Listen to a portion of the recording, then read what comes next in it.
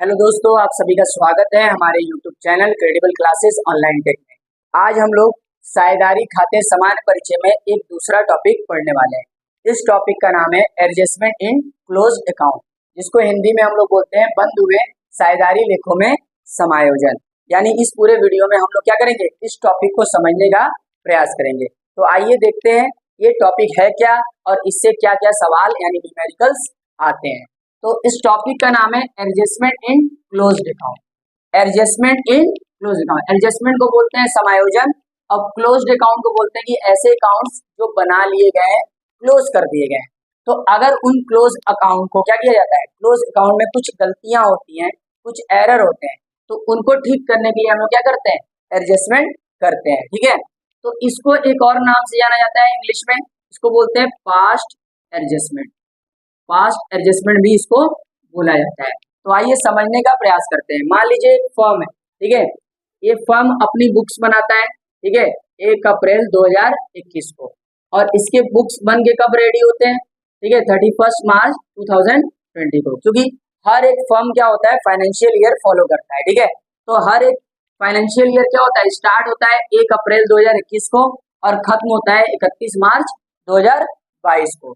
तो इस दिन मान लीजिए फर्म्स क्या करता है, अपने सारे बुक्स और अकाउंट्स क्या होता है, बना लेता है। ठीक है, बनाने के बाद क्या होता है, फर्म देखता है 1-2 महीने बाद कि कुछ ट्रांजेक्शन्स क्या हो गए हैं, करने से छूट गए हैं, कुछ ट्रांजेक्शन्स करने से छूट गए हैं, या हो सकता है कि इन बुक्स में क्या हो गए, कुछ एरर हो गए, यानी कुछ एरर हो गए। ठीक है, अब ये एरर हो गए, तो अब इन एरर को ठीक करने के लिए अगर हम पूरे बुक्स को डिस्टर्ब करेंगे तो काफी ज्यादा क्या होगा, समय लगेगा। ठीक है, तो उस समय को बचाने के लिए, ठीक है, हम लोग क्या करते हैं, इन एरर को ठीक करने के लिए एक एंट्री पास करते हैं। उस एंट्री को बोलते हैं एडजस्टमेंट एंट्री। ठीक है, उस एंट्री को क्या बोलते हैं, एडजस्टमेंट एंट्री बोलते हैं। तो आप लोग को समझ में आया होगा कि अगर कोई साझेदारी फर्म है, वो 1 साल क्या करता है, सारे ट्रांजेक्शन्स करता है, और करने के बाद एंड ऑफ द ईयर में क्या करता है, वो अपने सारे बुक्स को कंप्लीट कर लेता है। परंतु कुछ समय बाद ऐसा देखा जाता है कि उन बुक्स में एरर हो गए। ठीक है, तो उन एरर को ठीक करने के लिए वो क्या करता है, फर्म में एक एडजस्टमेंट एंट्री पास करके उन एरर को क्या करता है, ठीक करता है। जैसे एग्जांपल अगर हम बताएं, तो अगर मान लीजिए इस समय बुक सारे कंप्लीट कर लिए गए, बाद में पार्टनर्स को पता चला कि हम लोगों ने अपने पूंजी पर ब्याज तो लिया ही नहीं है, यानी पूंजी पर ब्याज की एंट्री इस पूरे साल की ही नहीं गई है, या आहरण पर ब्याज दिया ही नहीं गया है, या किसी पार्टनर को क्या है, वेतन देना था, हम लोगों ने वेतन नहीं दिया है और अपने सारे बुक्स क्या हुए, कंप्लीट कर लिए हैं, तो ये एरर हो जाता है। अब इसी एरर को ठीक करने के लिए हम लोग अगर पूरी बुक्स को डिस्टर्ब करेंगे तो काफी ज्यादा क्या होगा, समय लगेगा। तो हम लोग पूरे बुक्स को डिस्टर्ब किए बिना इस एरर को ठीक करने के लिए हम लोग क्या करते हैं, एक एडजस्टमेंट एंट्री पास करते हैं। ठीक है, और उस एडजस्टमेंट एंट्री से क्या होता है, जो क्लोज अकाउंट में एडजस्टमेंट होता है वो हो जाता है। ठीक है, अब इसको समझने के लिए कुछ और चीजों को हम लोग समझ लेते हैं। ठीक है, अगर पार्टनर्स को कुछ भी मिलता है, क्या मिलता है, कुछ भी मिलता है, जैसे मान लीजिए पार्टनर्स को क्या मिलता है, इंटरेस्ट ऑन कैपिटल मिलता है, सैलरी मिलता है, बोनस मिलता है, कमीशन मिलता है, तो ये सारा चीज पार्टनर्स के अकाउंट में क्या होता है, क्रेडिट होता है। अब पार्टनर्स को क्या होता है, फर्म को कुछ देना भी पड़ता है, जैसे आहरण पार्टनर्स करते हैं तो फर्म को क्या करना पड़ता है, ठीक है, फर्म को इनसे आहरण पर ब्याज लेना पड़ता है। ठीक है, तो ये पार्टनर्स के अकाउंट में क्या होते हैं, डेबिट होते हैं, ये पार्टनर्स के अकाउंट में डेबिट होते हैं, यानी पार्टनर्स को जो कुछ भी मिलेगा पार्टनर्स के अकाउंट में क्या होंगे, वो सारे क्रेडिट कहलाएंगे। मैंने आपको पीएल एप्रोप्रिएशन पढ़ाया था, पार्टनर्स कैपिटल भी इसके पीछे वाले वीडियो में पढ़ाया था, तो जाके आप लोग देख लीजिएगा। अब पार्टनर्स जो कुछ भी फर्म को देते हैं, पार्टनर्स अपने अकाउंट में उसको क्या करते हैं, डेबिट करते हैं। इसी तरह फर्म है, ठीक है, फर्म पार्टनर से अगर कुछ लेता है, जैसे फर्म क्या लेता है, इंटरेस्ट ऑन ड्राइंग लेता है, ठीक है, तो फर्म अपने अकाउंट में इसको क्या करता है, क्रेडिट करता है। यदि फर्म क्या करता है, पार्टनर्स को कुछ देता है, जैसे इंटरेस्ट ऑन कैपिटल देता है, सैलरी देता है, बोनस देता है, कमीशन देता है, तो ये क्या करता है, पार्टनर्स फर्म अपने अकाउंट्स में क्या करता है, हाँ, डेबिट करता है। तो कहने का मतलब ये है कि जो चीजें, जो ट्रांजेक्शन्स पार्टनर्स के लिए डेबिट होते हैं, वही ट्रांजेक्शन्स क्या होते हैं, फर्म के लिए क्या होते हैं, क्रेडिट होते हैं, फर्म के लिए क्रेडिट होते हैं। जैसे एग्जांपल में पार्टनर्स के लिए इंटरेस्ट ऑन ड्राइंग क्या होता है, डेबिट होता है, जबकि फर्म के लिए क्या होता है, ये क्रेडिट होता है, क्योंकि फर्म के लिए एक प्रकार की आय है जबकि पार्टनर्स के लिए एक प्रकार की व्यय है। इसी तरह अगर हम बात करें इंटरेस्ट ऑन कैपिटल की, तो इंटरेस्ट ऑन कैपिटल जो होता है वो पार्टनर्स के लिए क्या होता है, क्रेडिट होता है, ठीक है। अब फर्म के लिए क्या होता है, ये फर्म के लिए वो क्या होता है, डेबिट होता है, ठीक है। तो आप लोग को समझ में आया होगा। अब इस पर क्या करते हैं, एक क्वेश्चन देखते हैं, ठीक है। उस क्वेश्चन से क्या होते हैं, इस पूरे टॉपिक को समझने का प्रयास करते हैं। एक क्या दो तीन क्वेश्चन हम इस पर क्या करते हैं, सॉल्व करने का देखते हैं, ठीक है। आइए देखते हैं, क्वेश्चन देखते हैं।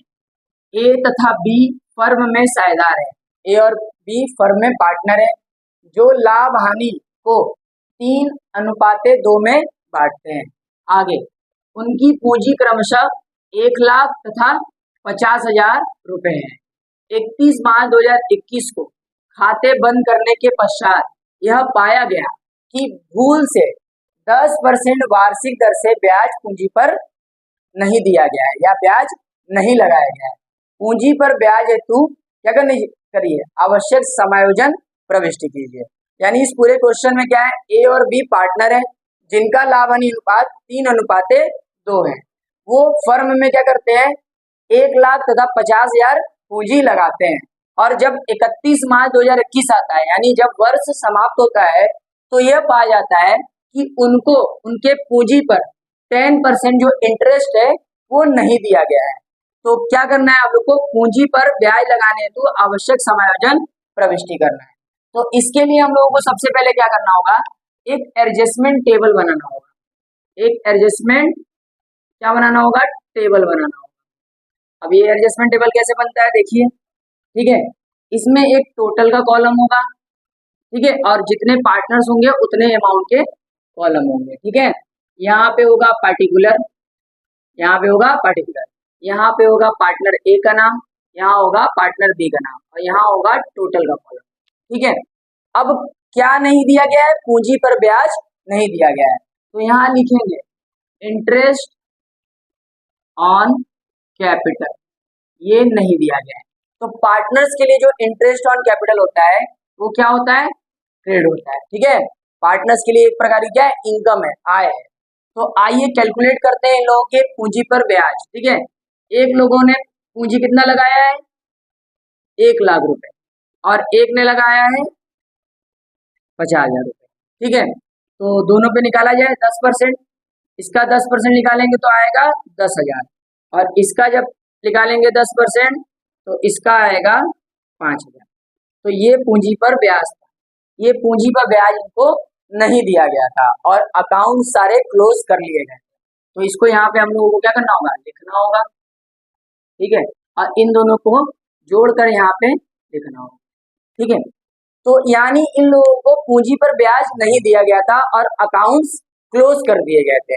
तो इनको अगर पूंजी पर ब्याज दे देते तो हमारा क्या होता, प्रॉफिट कम हो जाता, यानी फर्म का जो प्रॉफिट होता वो कम हो जाता। लेकिन इन लोगों को ब्याज दिया ही नहीं गया था, जो कि देना जरूरी था। तो अब हम लोग क्या करेंगे, इसको सही करने के लिए क्या करेंगे, ये एडजस्टमेंट टेबल बनाएंगे और रेक्टिफाई एंट्री करेंगे।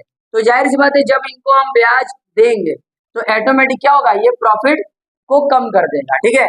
और जब प्रॉफिट को कम करेगा तो फर्म को क्या होगा, लॉस होगा, इसीलिए फर्म क्या करेगा, इस प्रॉफिट को डेबिट करेगा। तो यहाँ पे लिखेंगे डिवीजन, डिवीजन ऑफ प्रॉफिट, ठीक है। अब ये प्रॉफिट जब कम तो होगा और फर्म इसको डेबिट करेगा, लेकिन ये प्रॉफिट किसका होगा, पार्टनर्स का ही होगा ना। तो पार्टनर्स का क्या होगा, जब उनको इंटरेस्ट दिया जाएगा तो उनका प्रॉफिट क्या होगा, ऑटोमेटिक कम होना चालू हो जाएगा। तो डिवीजन ऑफ प्रॉफिट, अब प्रॉफिट कितना कम होगा, इतना कम होगा, क्योंकि पहले इंटरेस्ट नहीं दिया गया था, इसी कारण इतने इतने रुपए से प्रॉफिट बढ़ा हुआ था। अब इंटरेस्ट दिया जा रहा है तो इतने रुपए से प्रॉफिट क्या हो जाएगा, कम हो जाएगा। तो इस प्रॉफिट को क्या किया जाएगा, इनके रेशियो में बांटा जाएगा। इनका जो रेशियो है वो है 3:2। तो इसको किस रेशियो में बांटा जाएगा, 3:2 में बांटा जाएगा। तो 15,000 को अगर हम 3:2 में बांटेंगे तो कितना आएगा, ठीक है। पहले ए में बांटेंगे 15,000 गुणे रेशियो क्या है 3:2, तो 3/5, अब बी में बांटेंगे 15,000 गुणे 2/5 सॉल्व करेंगे, ठीक है। 5 3 जा 15, ठीक है। तो इसका आएगा 9,000 और इसको सॉल्व करेंगे, ठीक है, तो इसका आएगा 6,000। तो इन लोगों को इंटरेस्ट देने के बाद इन लोगों के प्रॉफिट में क्या हो जाएगी, इतने रुपए की कमी आ जाएगी। अभी तक इनको इंटरेस्ट नहीं दिया गया था और अकाउंट्स क्लोज कर लिए गए थे, लेकिन इंटरेस्ट देने के बाद इतना क्या होगा, इन लोग के प्रॉफिट में कमी आ जाएगी। तो इसी को हम लोग यहाँ करेंगे, यहाँ पे लिखेंगे, और ये जो डिवीजन ऑफ प्रॉफिट होगा ये डेबिट होगा। क्या होगा, डेबिट होगा। तो इसको लिखेंगे यहाँ पे 9,000 और यहाँ पे लिखेंगे 6,000। अब इन दोनों का क्या करेंगे, टोटल करेंगे, फिर आएगा 15,000। अब इसके बाद इन लोगों का टोटल कर लेंगे, ठीक है, इसका क्या करेंगे, टोटल करेंगे। तो अब देख, अब इन लोगों को घटाएंगे, इसमें से इसको घटाएंगे तो कितना बचेगा, 0 बचेगा, ठीक है। अब यहाँ देखिए 6 में से 5 गया, कितना बचेगा, 1,000 बचेगा। और यहाँ पे 10 में से 9 गया, यहाँ पे भी 1,000 बचेगा। लेकिन यहाँ पे एक चीज ये भी देखना है कि यहाँ पे क्रेडिट हुआ है और यहाँ पे क्या हुआ है, डेबिट हुआ है, ठीक है। तो अगर हम ए की बात करें तो ए का क्रेडिट बैलेंस ज्यादा है और डेबिट बैलेंस कम है। तो यहाँ पे क्या होगा, 1,000 जो आएगा इसका क्रेडिट बैलेंस आएगा, क्योंकि 1,000 से क्या है, क्रेडिट बैलेंस ज्यादा है। यहाँ पे देखेंगे तो बी में तो इसका डेबिट बैलेंस ज्यादा है और क्रेडिट बैलेंस कम है। तो डेबिट बैलेंस ज्यादा है तो इसका बैलेंस किस में आएगा, डेबिट में आएगा, ठीक है। अब इसकी इसी टेबल की सहायता से हम लोग क्या करेंगे, एक एडजस्टमेंट एंट्री पास करेंगे। अब ये एडजस्टमेंट एंट्री क्या होगा, देखिए। अब यहाँ पे 1,000 से कौन डेबिट हुआ है, बी, और ए क्या हुआ है, 1,000 से क्रेडिट हुआ है, ठीक है। तो आप लोगों को क्या करना होगा, एक एंट्री पास करना, बीएस कैपिटल अकाउंट डेबिट, क्योंकि बी डेबिट हुआ है, बी का balance, BS capital account debit to AS capital, to AS capital account, कितने रुपए से, 1,000 रुपए से और 1,000 रुपए से, ठीक है। अब इसका एक नरेशन बनाना होगा, बीइंग, ठीक है, एडजस्टमेंट एंट्री, ठीक है, मेड, ये आप लोग लिख सकते हैं, ठीक है। काफी आप लोग लंबा चौड़ा भी एडजस्टमेंट लिख सकते हैं, लेकिन ये एडजस्टमेंट ठीक है। तो आप लोग को समझ में आया होगा कि कैसे हम लोग क्या करेंगे, एडजस्टमेंट करेंगे क्लोज्ड अकाउंट में, ठीक है। आइए एक क्वेश्चन और देखते हैं, आइए दूसरा क्वेश्चन देखते हैं। ए बी सी एक फर्म में साझेदार है, ठीक है, जो 50,000, 30,000 और 20,000 लगा कर क्या करते हैं, अपने व्यापार को आरंभ करते हैं। तो ए बी सी एक फर्म में 50,000, 30,000 और 20,000 लगाकर व्यापार आरंभ करते हैं। इनका जो लाभ हानि अनुपात है वो क्या है, बराबर है। लाभ हानि अनुपात बराबर का मतलब होता है 1:1:1। 31 मार्च 2020 को खाते इन लोगों ने क्या किया, बंद कर दिए। अब बंद करने के बाद इन लोगों ने देखा कि इनको इनके पूंजी पर 5% ब्याज नहीं मिला है, और इसके साथ साथ ए और बी को सैलरी भी नहीं मिला है। तो बिना बुक्स को डिस्टर्ब किए हम लोगों को क्या करना है, एक एडजस्टमेंट एंट्री पास करना है। तो सबसे पहले हम लोग को क्या करना होगा, एक एडजस्टमेंट टेबल बनाना होगा। तो सबसे पहले इसमें टोटल का कॉलम होगा, फिर जितने पार्टनर्स होंगे उनके कॉलम, ठीक है। तो ये कुछ इस प्रकार से बनेगा। तो यहाँ होगा ए, यहाँ होगा बी, यहाँ होगा सी और यहाँ होगा टोटल अकाउंट। तो सबसे पहले इनको क्या नहीं मिला है, इंटरेस्ट ऑन कैपिटल नहीं मिला है। इंटरेस्ट ऑन कैपिटल क्या होता है, क्रेडिट होता है। तो सब पर इंटरेस्ट निकालेंगे, पूंजी पर 50,000 का 5% होता है 2,500 रुपए, और 30,000 का 5% होता है 1,500, और 20,000 का 5% होता है 1,000, ठीक है। इन सब का क्या करेंगे, टोटल कर लेंगे।